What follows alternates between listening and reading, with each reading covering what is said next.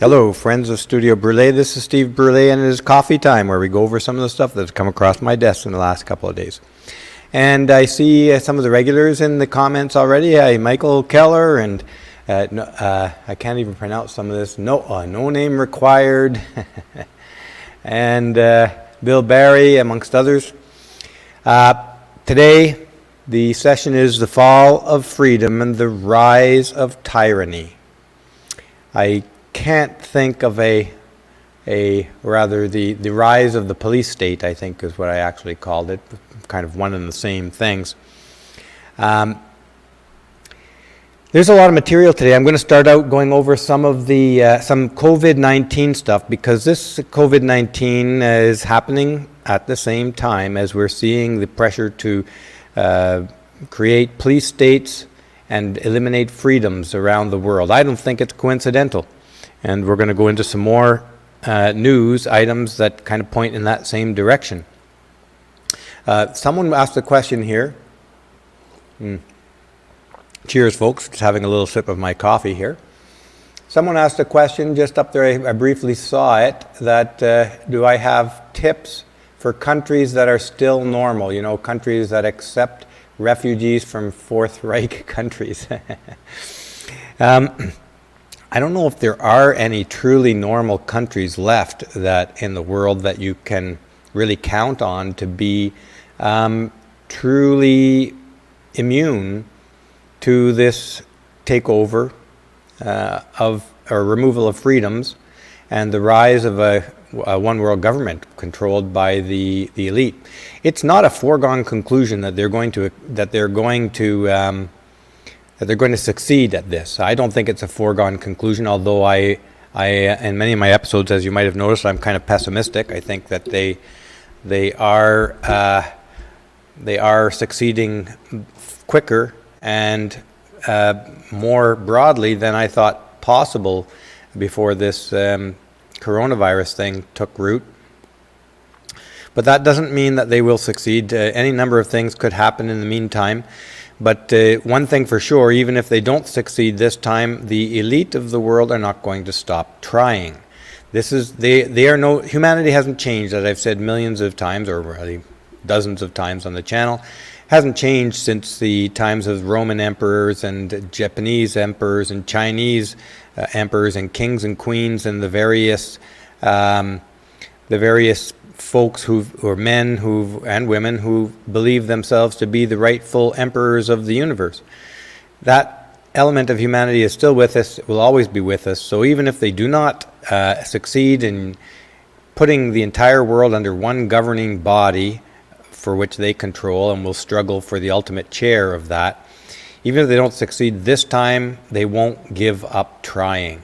So let's get right into some of the details here today. Oh, did I not share the screen? Okay, let's get up to this here. I got to share a screen for you.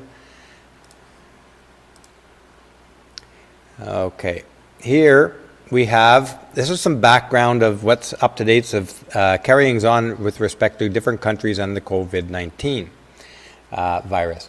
Seychelles introduced COVID-19 measures despite vaccine program. We're seeing this all around the world. First, the vaccine was sold to us as if this was our ticket, our road back to a normal life where we could actually do normal things and then travel, see our family, see our friends, enjoy the outdoors. But then we're seeing, as soon as the vaccine is getting rolled out and rolled out in significant numbers, we're seeing the elite, the authorities claim that, like the Seychelles, you're not going to get back to normal. And I think this is the message we should be taking from all of these changes that come from the top of our society, is that they don't seem to have any intention of us having regular people having a regular life ever again. This came out just a couple of days ago, I think 1 or 2 days ago, in the Daily Mail. Let's read a couple of segments from that. Seychelles, the world's most COVID-vaccinated nation with more than 60% of its adult population having received 2 jabs, has reintroduced restrictions because of a spike in cases. Notice that's a spike in cases, not a spike in people getting dying or hospitalized even. It's a spike in cases. Let's read on here. All schools have been closed. My computer seems to be hanging up. Let me know in the comments if this is streaming properly for you. I don't know if there's anything I can do about it, but let's carry on. All schools have been closed and sporting activities canceled for 2 weeks in the idyllic Indian Ocean archipelago as infections continue to surge. Everything canceled, even though 60% of the population has been vaccinated with the double vaccinated. Let's read on. Measures also include a ban on household mixing, some types of gatherings, and the early closure of shops, bars, and casinos. Early closure of shops, bars, and casinos, the very places where people might gather and come to consensus on what they think is really going on. Non-essential workers are also being encouraged to work from home, and an 11 p.m. curfew will remain in force. The whole curfew thing kind of gives away their hand. What possible benefit does a curfew have if the people are out mixing before the curfew? Viruses do not in any manner care about your curfew times, but yet they're putting curfews on too. This should be an alarm bell for anyone who's thinking deeply about what's going on with this coronavirus. Let's carry on with this. The restrictions come despite the country vaccinating over 62% of its adult population with 2 doses, the second highest in the world. So there you have it, the second highest in the world on vaccination rates, and they are still locking people down, putting them into curfews, canceling all extracurricular activities. The only thing basically you're allowed to do in these countries, even with vaccines, is work. That sounds an awful lot like creating a work-slave population. Let's read on. There are currently 1,000 and something active COVID cases in the Seychelles, of which a third have been detected in people given 2 doses of either the AstraZeneca or China's Sinopharm's vaccine. It is unclear what has triggered the surge in cases, but testing has detected South African variants spreading on the islands. So there's variants. We're going to have variants. This is setting up for a permanent state of affairs with COVID. I don't want to spend too much time on this, but let's get through this fairly quickly.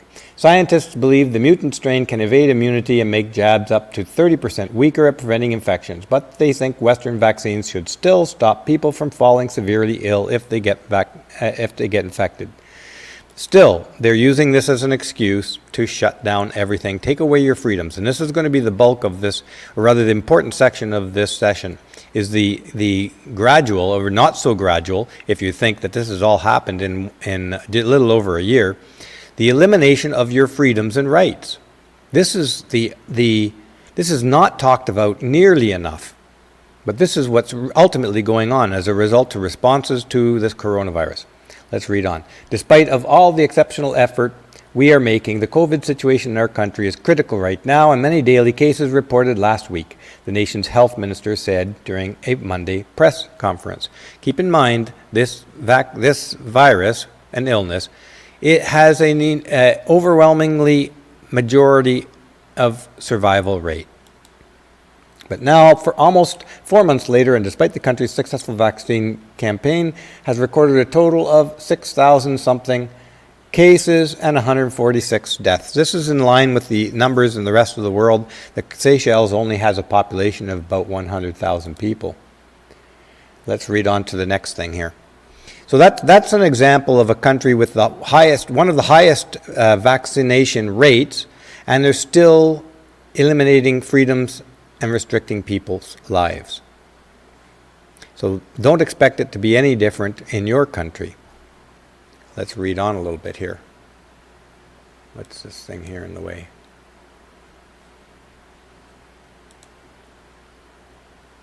Okay. So this is from December 2nd of 2020. And this gets back to the ivermectin, and then there's the hydroxychloroquine treatment for coronavirus infections. In this case, February 1st, 2021, this was put out in this short communication, a 5-day course of ivermectin for the treatment of COVID-19 may reduce the duration of the illness. I believe they also mentioned in this report that it can reduce the severity of the illness. In short, it seems to combat, to some degree, the virus. And here are the highlights. Ivermectin, an FDA-approved antiparasitic agent, was found to be an inhibitor of SARS-CoV-19 replication in the laboratory. Ivermectin may be effective for the treatment of early onset mild COVID-19 in adult patients. Early viral clearance of SARS-CoV-2 was observed in ivermectin-treated patients. Very good news, you would think, except for those individuals who own huge stock in pharmaceutical companies that have invested billions of dollars and hopes for profits in vaccines. Remission of fever, cough, and sore throat did not differ among treatment groups. No severe adverse events were observed. This is important. Okay, we didn't really expect the symptomatic treatment from this, symptomatic relief from this treatment. This is a causal relief. It goes after the virus itself. So we're not concerned that there's no symptomatic relief. But there's no severe adverse event was observed. That's really important. That's an indication that a drug already known to be safe for use in antiparasitics is also safe for use in COVID-19. Larger trials will be needed to confirm these preliminary findings. I think this was in India, possibly, that study, but I can't remember. It might have not been in India. Merck was the inventor of ivermectin, but the patent has run out on ivermectin for Merck, so they can't corner the market on it. It is now a generic drug, easily available and cheap. In a generic capacity. This is from February 14th. Merck made a statement on ivermectin.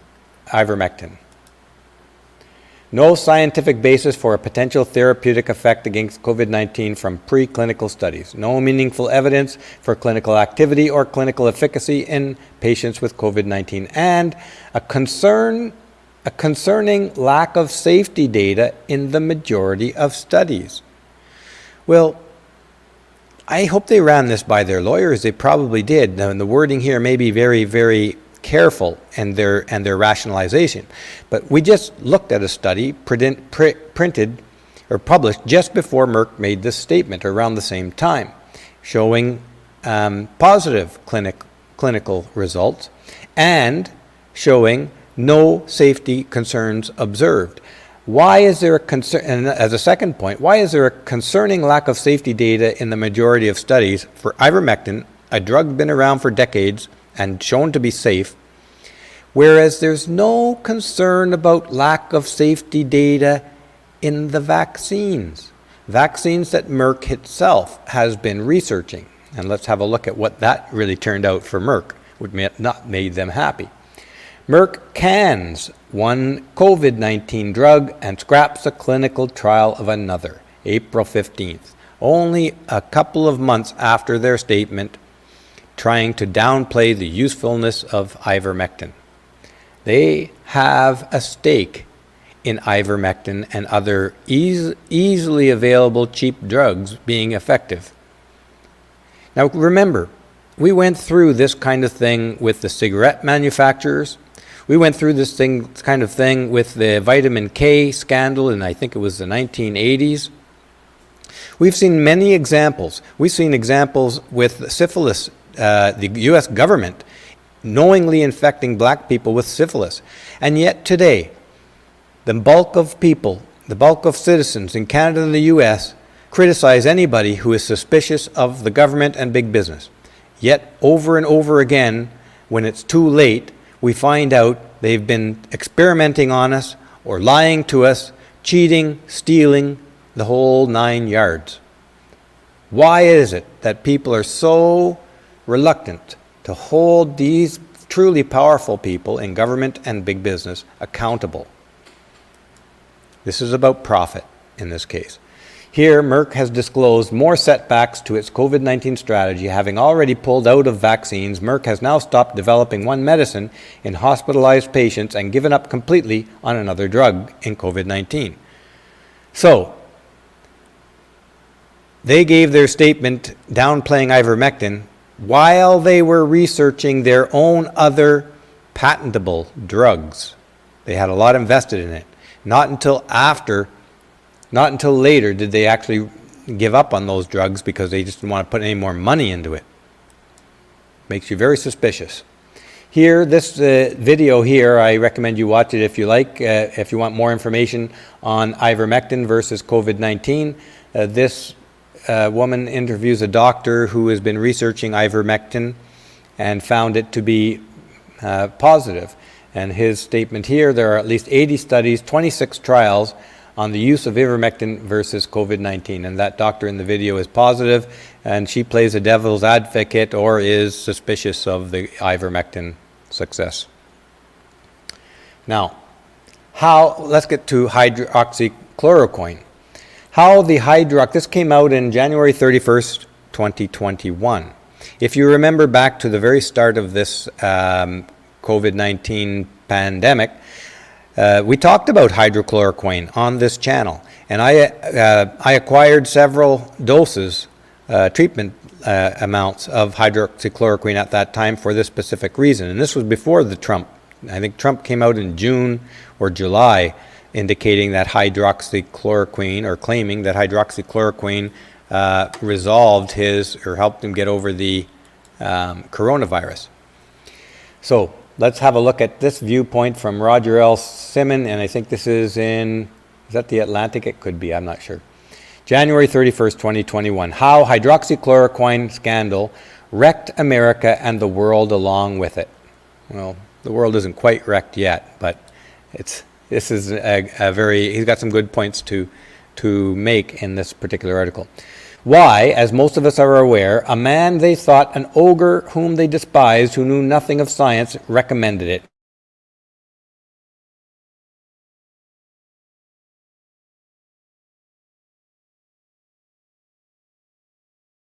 A scandal here is that it was pre-election, it was in election time, Trump had endorsed it, and if they could not endorse anything that Trump endorsed, and so they decided to use it as a way to run down Trump. Use the hydroxychloroquine and the uncertainty, or the kind of uncertainty around its effectiveness and Trump's endorsement of it. They used it politically. Reading at the top for our second paragraph. And yet hydroxychloroquine, HCQ, apparently did and does work in many instances if taken early in the illness. This is important.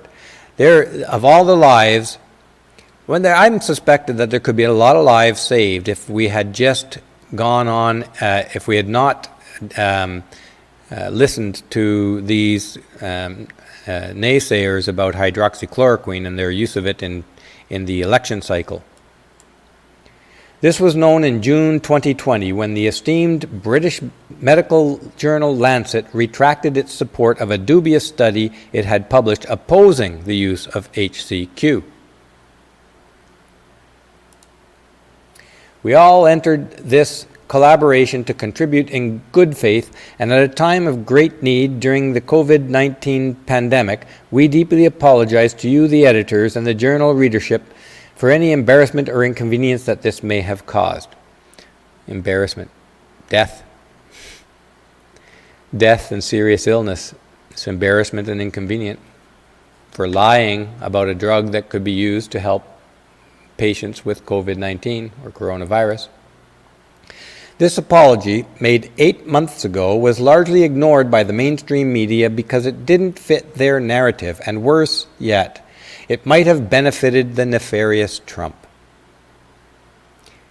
And yet, so many people in our culture today are willfully blinding themselves to the reality that those in power and the media are lying through their teeth with a motive. That, I don't know how to explain it. There's a willingness to believe those in authority. Maybe there's something evolved in our psyche about that, the need to believe in those in authority, possibly because it is psychologically disconcerting to not believe in them, because then we are a social creature.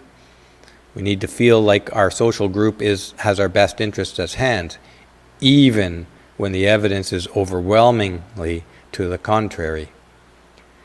Let's read on here. Michael Keller says this is mass psychosis. It could be.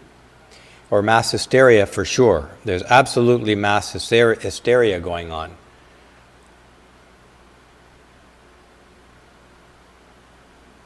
So let's carry on with the next one. Joe Rogan wades into this anti-vaccination narrative on his Spotify podcast. Joe Rogan is huge. And so him being, couching his words and tiptoeing around the issue shows you just how much power is at play. Of course, Joe Rogan has millions of dollars at play in this too. But I have to hand it to Joe Rogan. He is quite courageous in speaking his mind. We need more people willing to speak their mind, for sure, especially at this time when even freedom of speech is fully under attack in the Western world. Let's read what they say, what the article about Joe Rogan says. People say, do you think it's safe to get vaccinated? I said, yeah, I think for the most part it's safe to get vaccinated. I do. I think that's why he wanted to kind of try and kind of elude relieve the fears of the vaccination tyrant squad by showing that he supports vaccination. Rogan said on the podcast, but if you are like 21 years old and you say to me, should I get vaccinated? I'll go, no. Are you healthy? Are you a healthy person? I agree. All of the statistics point to the fact that young, healthy people have absolutely zero to worry about. They have more to worry about falling in the bathtub, getting hit by a car on the sidewalk, than they do about coronavirus. Reading from the top. If you're a healthy person and you're exercising all the time and you're young and you're eating well, Joe Rogan continued, I don't think you need to worry about this. Media Matters brought attention to the podcast episode on Tuesday, which was released on April 23rd. Now, imagine that why would it be that it's even controversial for Joe Rogan to suggest this? But this got media attention, the very fact that he said the obvious, okay? Joe Rogan spoke the obvious, that young people have nothing to be concerned about coronavirus and don't need to get vaccinated. But that is heretical today. You can't say these things without it being news, especially if you are a big personality, like a media personality. Now, this is important here, too. This is before we jump into the next section here.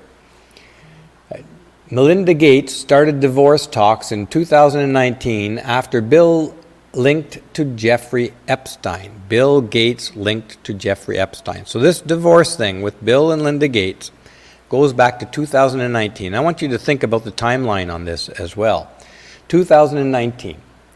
Read on here. In 2019, it was reported that the billionaire had met with Epstein several times and once stayed late at his New York townhouse. This is printed May 9th, 2021 in the National Post in Canada. Let's read a little bit from it.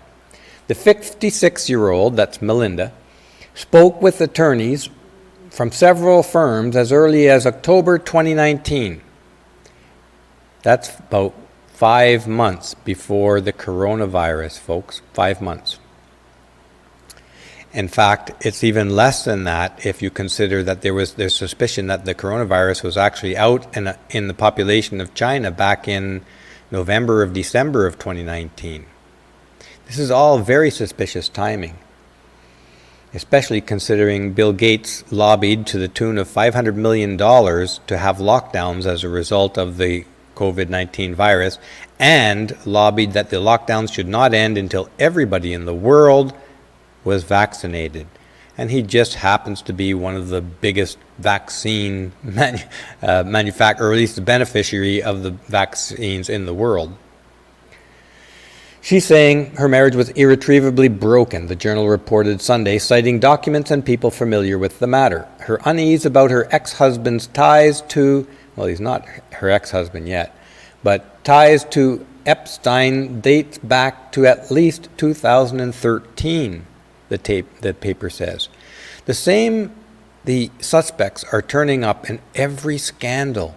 Bill Gates, Jeffrey Epstein, and we're going to see another one here very shortly, who makes the connection to Bill Gates even stronger. Let's read this. Days before he died in New York jail, Epstein named a little-known biotech venture capitalist named Boris Nikolic as backup executor of his will. Nikolic had worked as a science advisor to Bill Gates and more recently funded more than a dozen firms in gene editing and other health technologies. Gene editing. A science advisor to Bill Gates. Here he is right here. And Boris is officially connected with the World Economic Forum, as is Bill Gates. Here he is here, a member of the Forum for Young Global Leaders. Okay.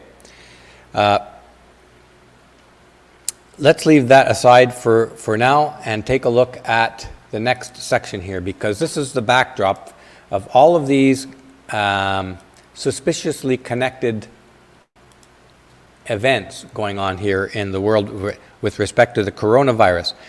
A few months after Bill Gates is facing divorce with Melinda, the coronavirus comes out.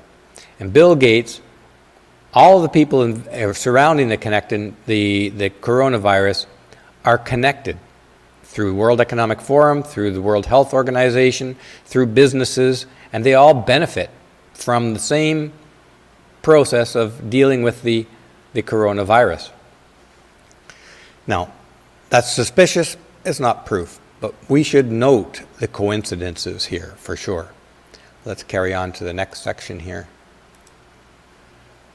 Now, this is a quote that comes to mind when talking about this particular issue. This is from Frederick Hayek, Law, Legislation, Liberty, Volume 3, published in 1979. Emergencies have always been the pretext on which the safeguards of individual liberty have been eroded. And once they are suspended, it is not difficult for anyone who has assumed emergency powers to see to it that the emergency will persist. Think about what's going on with the variants. Think about the insistence that everybody gets vaccinated, and then the subsequent insistence that despite being vaccinated, you must be locked into your home. Only allowed out to work. The only people who can afford freedoms are the elite who are making the rules for the rest of us. So let's have a look at this. What's been happening over the course of this last year? We've been having attacks on our freedom of speech for, I'm going to say decades. Probably at least a decade, but I'm going to say it's going to 2 or 3 decades now. It just hasn't had as much traction in the beginning. In the last decade, attacks on freedom of speech are getting a lot of traction, and we're going to have a look at what's going on in Canada very shortly at that. Freedom of movement, freedom of assembly, freedom of religion, you're going to see this coming up big time in Canada, and the right to bodily autonomy. The right to bodily autonomy has been a touchy issue in the men's rights movement for a long time, specifically related to circumcision, or genital mutilation, as it should be more accurately called. Circumcision on baby boys is a violation of bodily autonomy. So we've already got a precedent for violation of bodily autonomy in our culture, and this vaccine passport that's being pushed in many countries around the world is a second.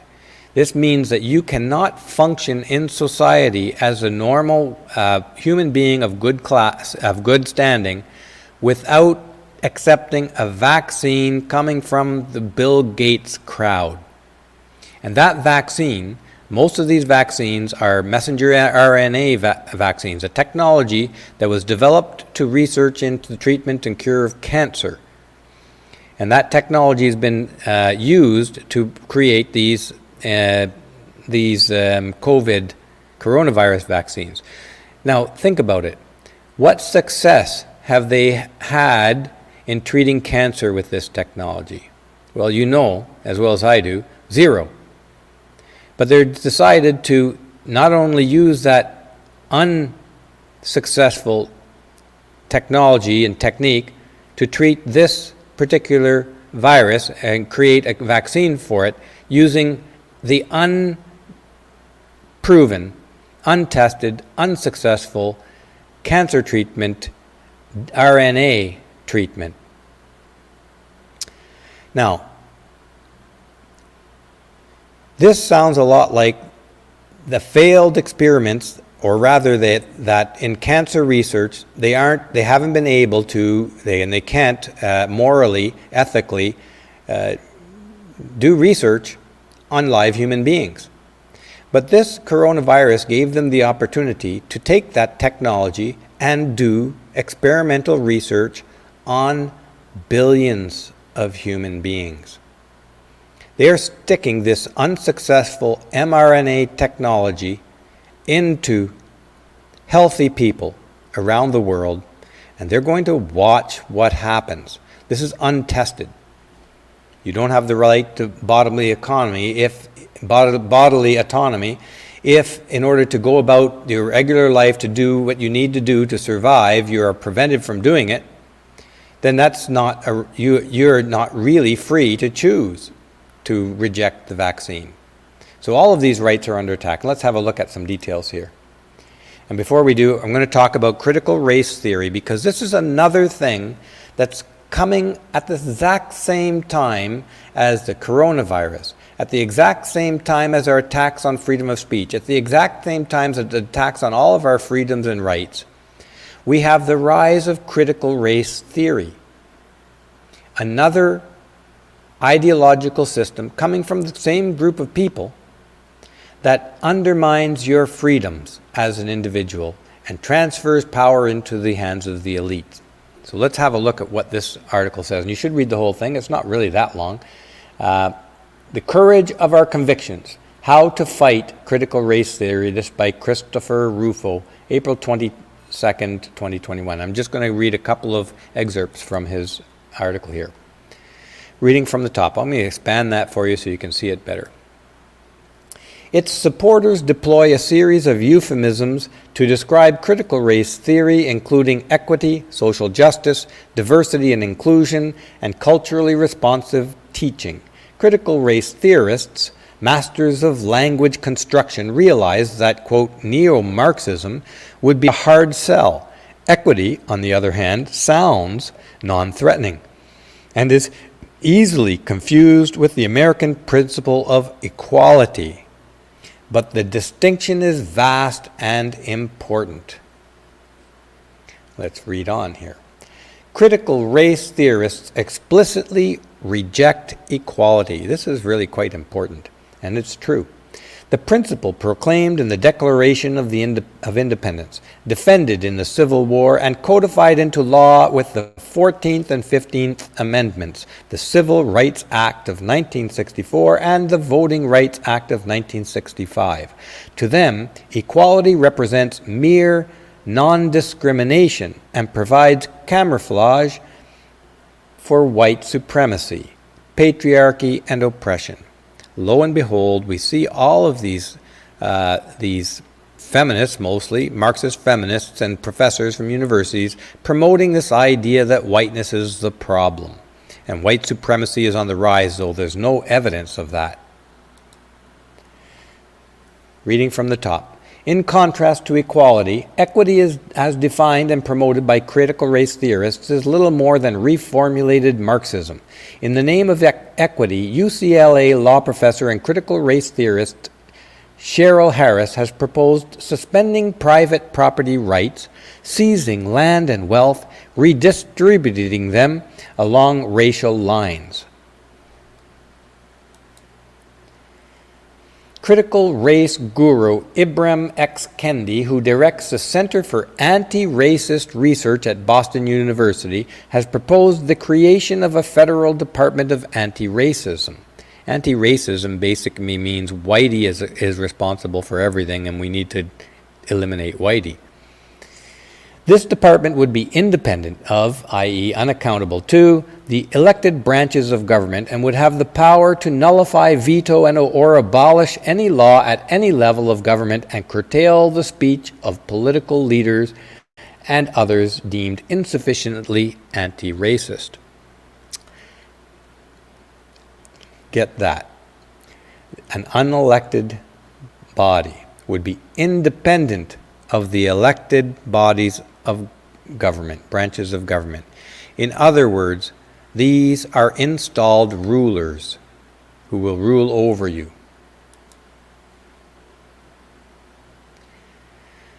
And let's take a look at the next section here.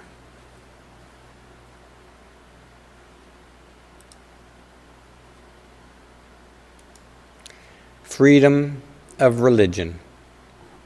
This is under attack in many places of the world, along with all of our freedoms, something that was under attack in fascist regimes as well, or rather communistic regimes. Ezra Levant of the Rebel News reported this just, I believe, yesterday or the day before. A heavily armed SWAT team just took down a Christian pastor heading home from church. Police say he's charged with inciting people to go to church. This is the second pastor jailed this year.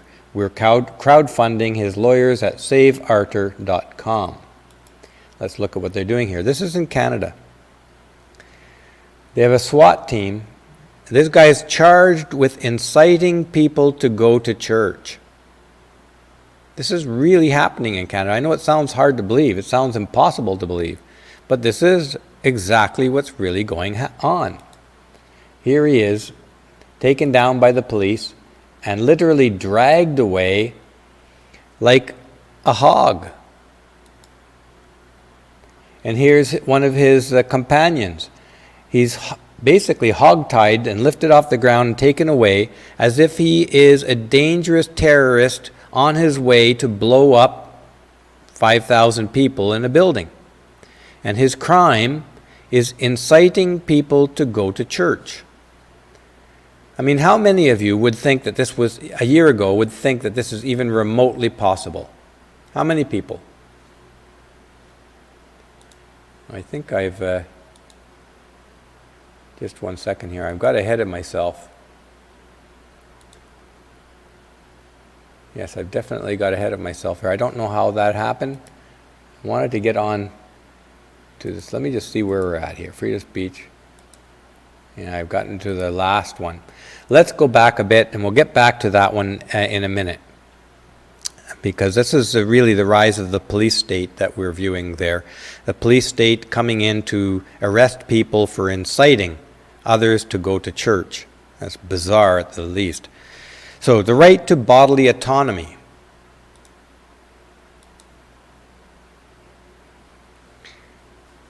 This is the instituting of the vaccine passport that governments around the world and organizations around the world are trying to shove down our throats.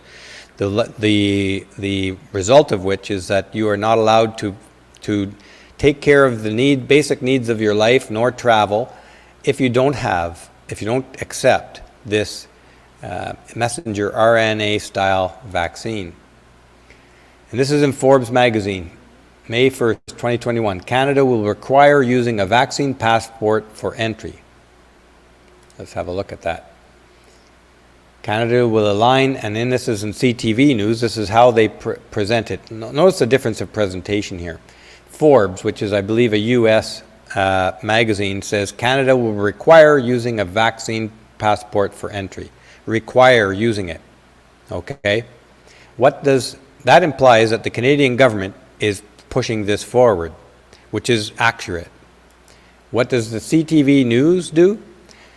They try to, read the headline very, very carefully with me, because CTV News and all the news agencies in Canada are funded by the federal government and by a program instituted by Trudeau in order to make them, put them under his control. So if they print anything bad about the government, they risk losing their funding. Their funding is based upon organizations deemed worthy by the government of Canada. Imagine that.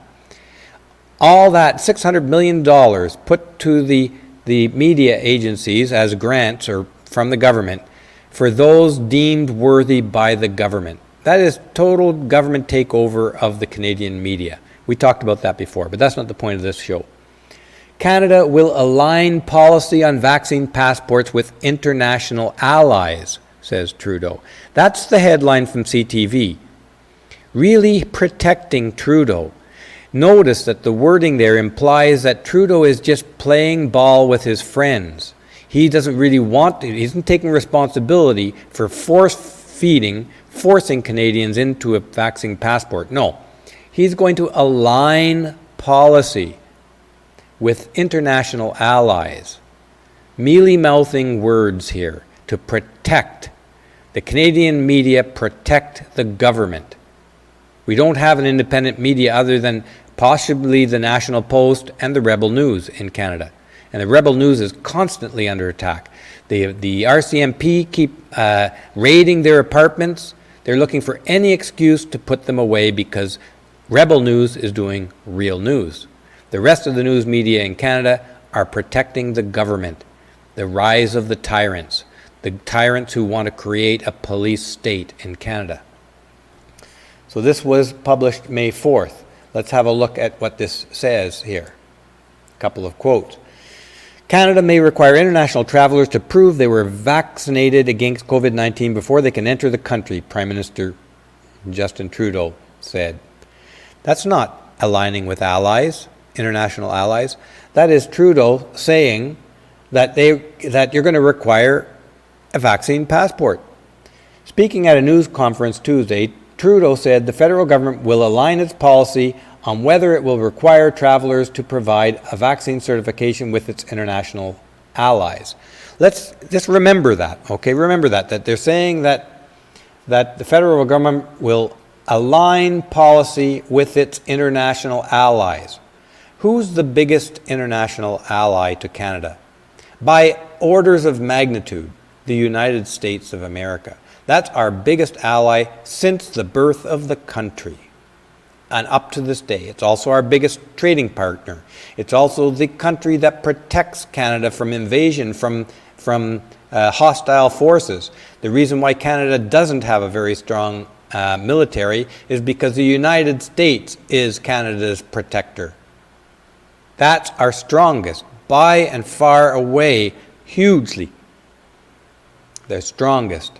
If we had no other ally in the world, we'd still be okay. But if we lose the ally of the United States, Canada would cease to exist at the first opportunity from hostile forces. So, Trudeau says he's going to align with our international allies. You would think that he would be aligning with the United States. Let's have a look. He said, Canada is now discussing the issue with its partners in Europe.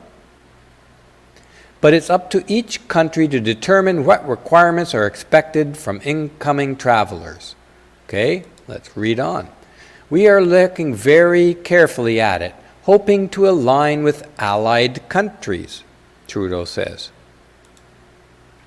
Bloc Québécois leader Yves-François Blanchet said he supports the idea of vaccine passport for international travel. We should recognize the jurisdiction of every country or territory to define what is a safe vaccination or not, and then allow the circulation of people who carry proof of that, Blanchet told a news conference. The vaccine passports is big on the list of these people, the elite of our world. Trudeau said, Canada might require American visitors to prove they were vaccinated against COVID-19 before entering Canada, regardless of whether the United States will require Canadians to do so or not. Let's read on.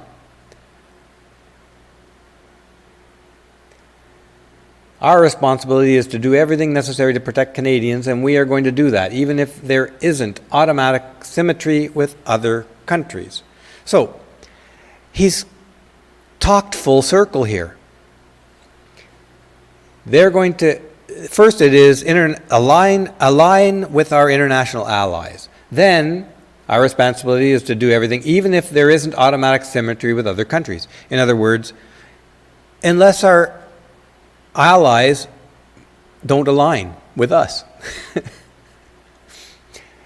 And go back to here. If you're aligning with your allies, why so aggressive against the United States of America, our prime number one ally?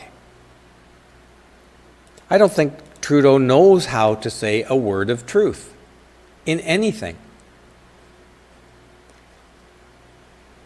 Let me just get this. I think I've... Okay, so this is not the technological problem here again. So let's just keep on going.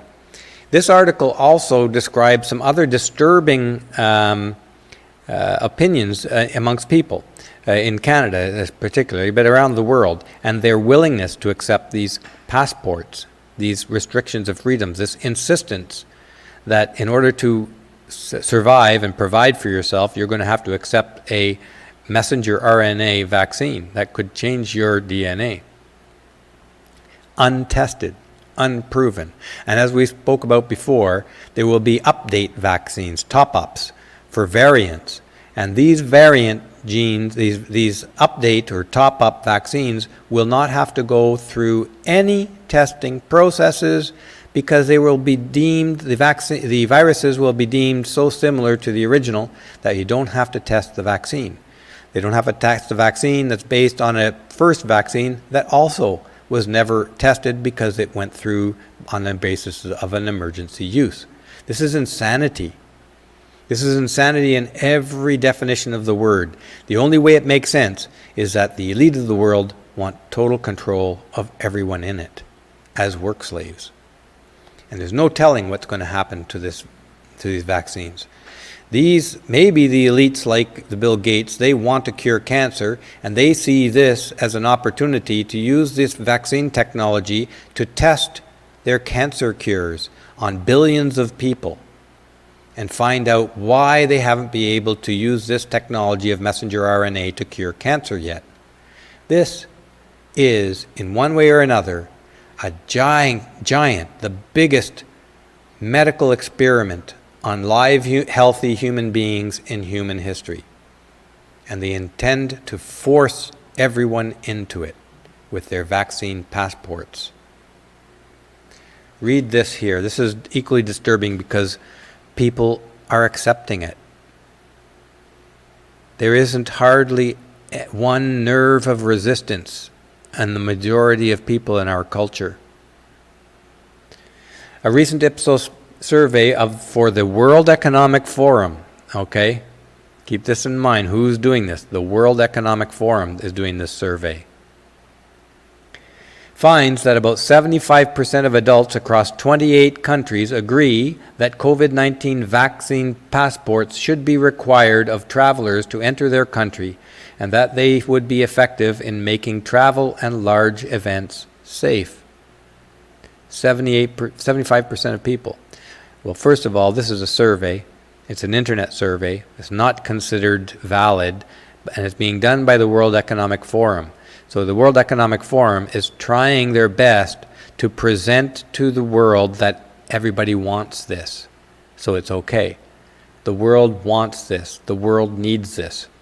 In other words, they are manufacturing public opinion. And the public opinion, the item towards their manufacturing consent towards, as I forget that linguist said, Noam Chomsky, manufacturing consent. They are manufacturing your consent to be used as a guinea pig in genetic manipulation using this vaccine. The technology here, they can test anything with this vaccines. Anything. They can conduct any experiment they want, and they have billions of subjects. And who are the prime benefactors of this? Why would they so want to cure cancer that they'd be willing to risk the lives of billions of people around the world? Because that's one of the biggest killer of the rich. They are not immune to cancer. They want it cured, and the entire world are their guinea pig experiment subjects. Cure cancer for themselves and for their children and their families. They're willing to risk everybody else's lives for this. Let's read on. The survey was conducted online among over 21,000 adults, 1,000 of which were in Canada, between March 26th and April 9th, and the survey cannot be assigned a margin of error because web polls are not considered random samples. They're not random samples. But still, I think it does reveal, my experience online and with friends and from reading the news indicates that, yes, the majority of people have been brainwashed into thinking that their lives are at risk if they don't get vaccinated, and they want everybody in the world vaccinated. They have manufactured consent so effectively that we very might likely have vaccine passports to such a degree, restricting your lives to such a degree that you won't be able to conduct your life without a vaccine. And so you will be forced to become a guinea pig in genetic experimentation for the benefit of the wealthy and the elite. Let's read on. 61% of Canadians say that only people who have been vaccinated should be allowed to do things that involve larger groups of people, such as public transit. Public transit, folks. You don't get a vaccine, you can't get on the bus. Flying, or attending cultural and sports events, the survey found. And you can bet this is going to include getting into the grocery store. This is not consent. They are manufacturing your requirement to become a human guinea pig for the benefit of the elite.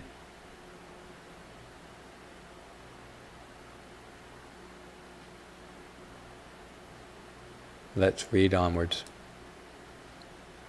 Of course, these things are speculation.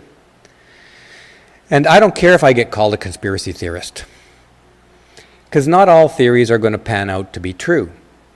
But one thing that is always true throughout all of history is that the elite want to maintain and grow their power and control over the world. And it's better that we be very suspicious of those who have that incredible amount of power over all of us. So, let's look at what's been happening lately with our freedom of speech. Jesse Klein and Justin Trudeau and the CRTC are coming for your cat videos, April 28th. By the way, these reductions in your freedoms are not a conspiracy. Let me just pop this one up here. No name required says more conspiracy rubbish on par with the idiots who said arts are killing people and not HIV. How many people died from that? I don't know what arts is or the conspiracy around that. But in any case, the elimination of your freedoms, this is not a conspiracy theory. This is happening in front of your very eyes. And the pressure to do it, to eliminate them, is becoming stronger and stronger and stronger every day. So here's a next development in Canada. Justin Trudeau and the CRTC are coming for your cat videos. This is April 28th, 2021. China and India have been censoring critics on the internet, and Canada's Liberals are apparently jealous. Reading from the top with me. I'm going to expand this up a bit here. Once hailed as a bastion of free speech, the internet is increasingly falling under the grip of state censors worldwide. China is purging dissent, India is silencing its critics, and Canada's Liberals recently made changes to a bill that will allow authorities to control the content that people post to sites like YouTube.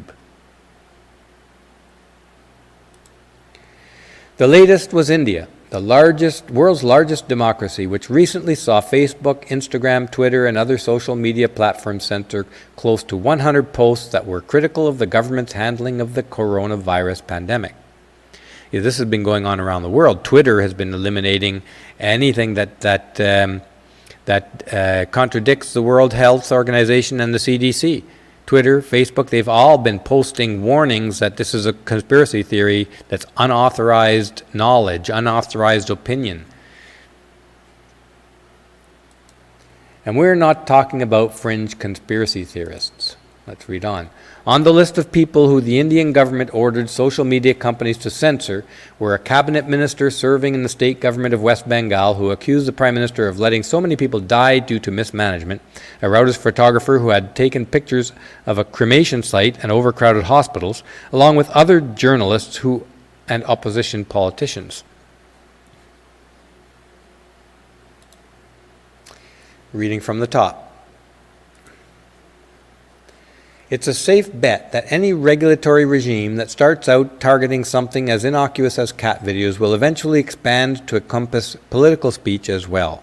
In fact, our current broadcasting regulations are a direct result of Canadian governments trying to use their power to silence their critics and co-opt the media for partisan political gain. That was Trudeau's entire goal when he gave $600 million of grants, new money, to Canadian media. And that money is provisional. The government has to deem that organization to be, quote, legitimate. Legitimate means that you can imagine what this always means when there's that much money at stake, is that who is going to criticizing the government and risk losing their funding and go out of business. There's no free press in Canada other than the Rebel News and the National Post. And maybe some other small providers. The Rebel News here. Trudeau laughs off tinfoil hats criticizing Liberal online censorship plan. Reading from the top with me. Justin Trudeau dismissed Conservative criticism of his online censorship bill in Parliament yesterday, commenting on the tinfoil hats on the other side of the aisle before claiming that Liberal support for free speech online is not negotiable. Liberals have zero tolerance for free speech. Earlier this week, Heritage Minister Stephen Guilbeault quoted a lobby group to support his push for the online censorship bill in the House of Commons, but failed to mention that the group had received a 5-year grant from his own department. Think about this, folks. First, the Liberal government bought out the media in Canada. They were already giving over $1 billion a year to CBC. Now it's an extra $600 million a year to the other major news organizations. And then they gave a 5-year grant. I think that the value of it is in here somewhere. Well, let's read on. They give a 5-year grant to a lobby group, and then they quote the lobby group saying that the Liberal censorship plan, we're calling it censorship plan of the internet, is not censoring free speech. The very lobby group who received the grant money. Let's read this from the top. This is May 3rd. Guilbeault cited lobbyists paid by his own department to counter critics of the internet censorship bill.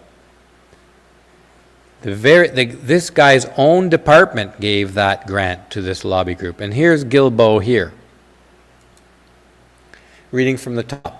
According to Blacklock's reporter, Minister Guilbeault raised the group's claim in the Commons without mentioning his department had subsidized the coalition. I have in front of me a press release from this is Guilbeault talking here. I have in front of me a press release from the Canadian Coalition for the Diversity of Cultural Expressions, which says, regarding Bill C-10, this is the one to censor the internet in Canada, that these characterizations are factually incorrect and dangerously misleading.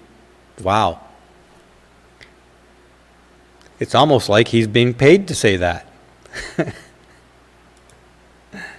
Canadian Heritage is Guilbeault's department in the federal government of Canada, handed a 5-year, $375,000 grant to the coalition in 2019, just before the coronavirus came out. Well, if you can't count on the people that you give $375,000 to, who can you count on? Well, they can count on them to come up and say, the Conservatives who are criticizing the Liberal government are factually wrong. And it'll be read out and quoted in the media. And all of this is being noticed. A lot of this is being noticed around the world, and especially the Uyghur genocide that Trudeau refused to condemn, and that's going on in China. This is an Australian Sky News station that called Trudeau. Let me see if I have it up here more specifically. I tweeted this, so I'll just read from the tweet. They're referring to Trudeau as Prince of Woke and the most pathetic government in the history of the Five Eyes Nation. The Five Eyes Nation is the Canada, the US, the UK, New Zealand, and Australia, I believe. Is that five? Yeah. And they are nations that share intelligence, like national security intelligence, referred to as the Five Eyes Nations. This is what's happening to our reputation. They are rightly calling out Justin Trudeau, the Prince of Woke, as having created the most pathetic government in the history of the Five Eyes Nation. Okay, let's move on to freedom of movement. COVID-19. This is on the Canadian government site, and you can have a look at this. There's a whole set of requirements to whether you can travel, and the testing required and quarantining required at the borders. Your freedom of travel, freedom of movement, is heavily restricted as a result of all of this, using the COVID-19 as an excuse. Here, May 10th, 21, the National Law Review. Ontario extends COVID-19 stay-at-home order to May 20th, tightens restrictions, and increases workplace inspections. This is April 21st. Your freedom of movement is being taken away. Your freedom of assembly. BC bans all social gatherings, indoor group physical activities in Lower Mainland amid surging COVID cases. If I'm not mistaken, there hasn't been one COVID-19 death in British Columbia, Canada.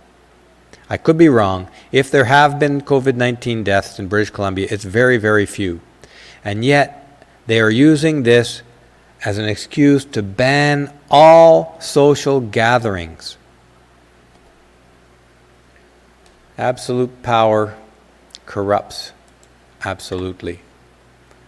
So let's get back to this first one here, which is the one that we left aside, I jumped ahead to, and that's the attacks on freedom of religion that's going on in Canada. Just pop this right up from the beginning again. Sorry, my computer is incredibly slow here today. Doesn't seem to be popping up. Oh, there, finally. Okay. This is the heavily armed SWAT team that took down a Christian pastor heading home from church. Police say he's charged with inciting people to go to church. This is the second pastor jailed this year, and Rebel News is crowdfunding his lawyers at savearter.com. And here are the pictures I showed you a few minutes ago. In the middle of a busy street, they stopped him with a SWAT team and dragged him away like a terrorist who had just killed 5,000 people. And here is his companion in this. As incredible as it is, this is really going on in Canada. Here's the pastor that was one of the guys that was hogtied and dragged off unceremoniously, like a common criminal. And here's two others. I don't know their names, but this is not the first, but there are three pastors in Canada who are being treated like criminals as we speak. Now, before I wrap it up with a couple of slides, I want to play in a segment of the video, if I can share that here. And I have the video open. Oops, I have to find it now.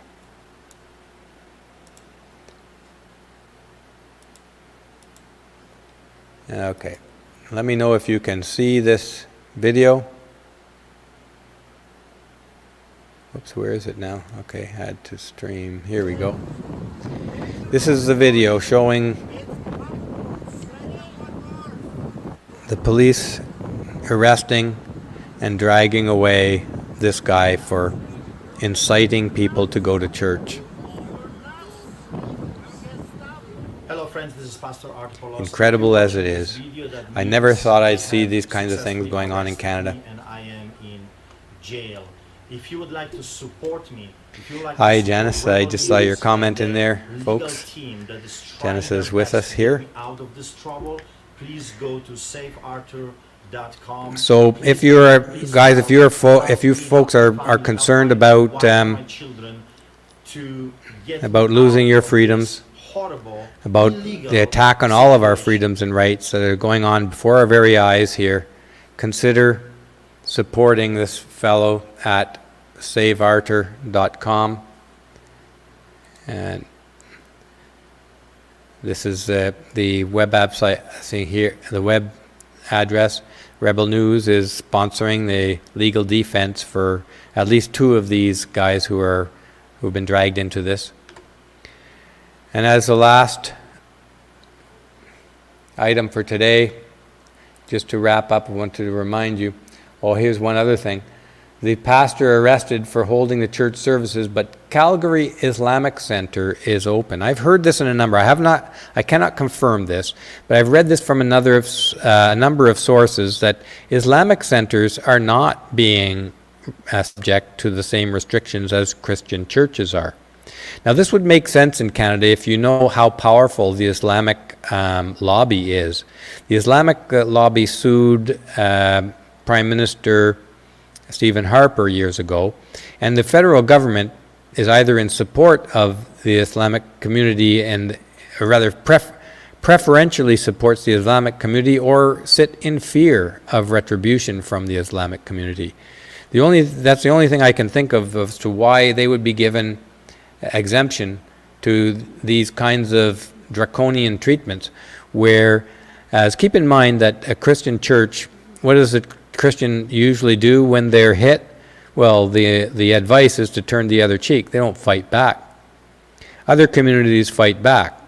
And the Canadian government, being the enormously sucky bully that it is, only goes for people who won't fight back.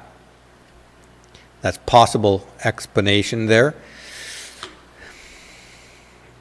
But again, I can't confirm if they're going lighter on other church groups or not.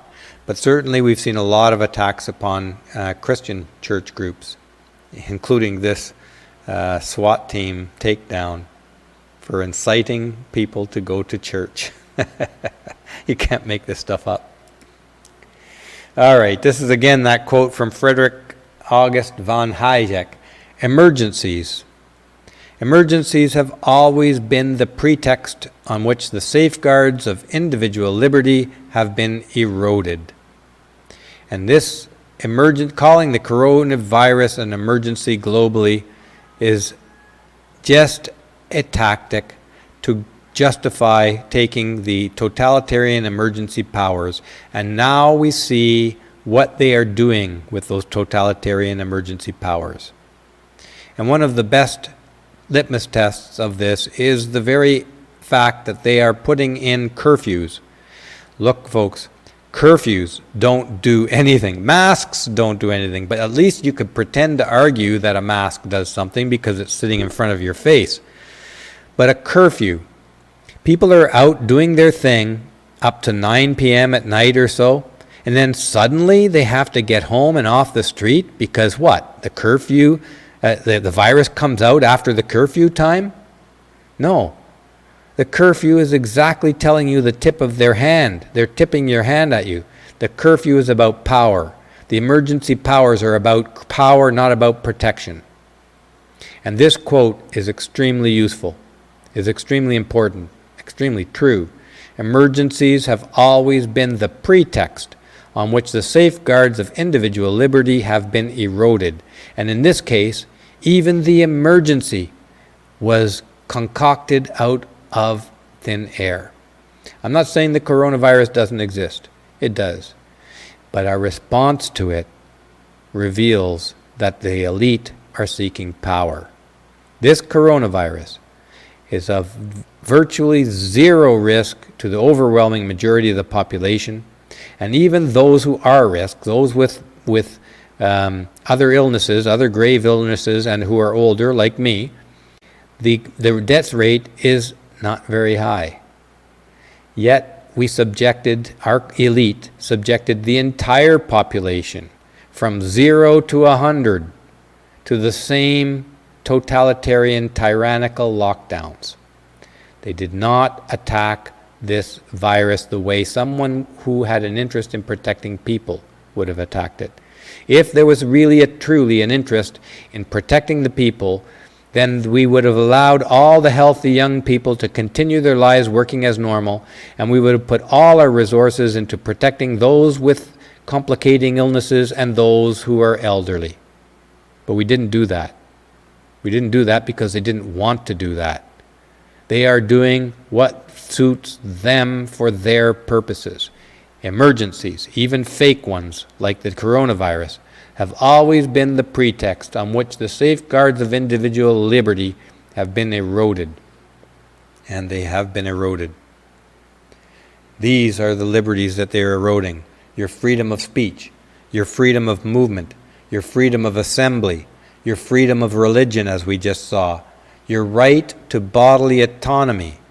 The creation of vaccine passports is nothing less than preventing you from providing for the needs, the normal healthy needs of a normal healthy human being, unless you accept messenger RNA vaccine injections, experimental, untested messenger RNA to be injected into your body. You will be prevented from going about your life to provide for your own needs as a social human being.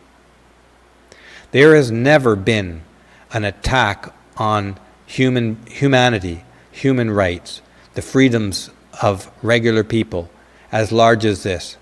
There has never in the history of humanity been such a large-scale attack on all of us by the ruling class. That's what's at stake today. Your very right to go about your business and provide for your needs without being treated like a human guinea pig. I want to remind you that although I don't know what their motives are in what this virus is, I don't know the technology of these vaccines, but this is messenger RNA, unproven. Vaccines that have, and technology that has failed to cure cancer. It's the same technology, owned by the same people who are promoting these vaccines. Bill Gates spent $500 million lobbying for lockdowns until everybody got vaccinated. And why did they decide now is the time to test this new technology with messenger RNA from technology that failed to cure cancer? And to take that same vaccines created from that same technology and inject them into billions of people in the world's largest experiment on human beings who are not willing participants. They've been duped into thinking they need it to save their lives. This is the biggest experiment on human beings in the history of humanity. And I would not be surprised if what they are doing is testing out their theories to figure out why this technology failed to cure cancer. And they have now billions of test subjects. The elite want to cure cancer for sure. I'd like to see cancer cured. Anyways, that is speculation. I freely admit it's speculation. But somebody give me an answer as to why we need that particular technology to create vaccines, and then why we need to insist that everybody gets vaccinated or they can't go into a grocery store or get on a public bus. You need a vaccine passport. Explain me that, I'd like to know. Anyways, that's all I have for today, folks. Thank you for joining me. And I hope you join me again tomorrow. I'm either tomorrow or Wednesday, but I'm going to try to get on again tomorrow. I'm going to talk about porn and why in the media porn has been portrayed for the last 10 years as very dangerous to young men and dangerous to society, hurting women.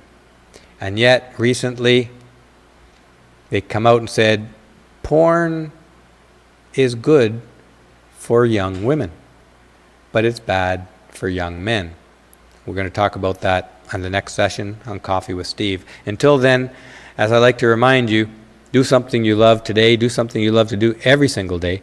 And if you don't have something you love to do, find something you love to do. It's very, very important. This is your life. No matter what you think is going on in the world, you deserve to live your life and enjoy it every single day. So until then, I hope to see you again tomorrow on Coffee with Steve.